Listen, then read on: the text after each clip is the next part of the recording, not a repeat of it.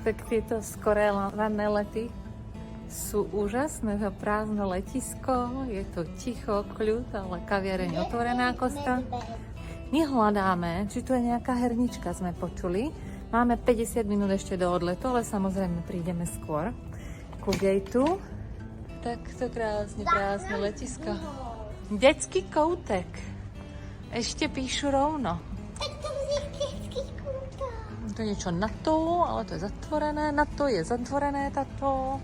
Jsou coffee tiež, ale bola Kosta hneď na začiatku. Záchody sú úplne všade. Na záchodoch sa dá doplniť voda na pitie, takže keď máte so sebou termosku, tak si môžete doplniť. A keď máte malé dieťa, tak vám prejde termoska s vodou. Dokonca aj s kávou, na čo sme zabudli, že sme si mohli dať. Tam je Children's Corner napísané. To je nám zdálo.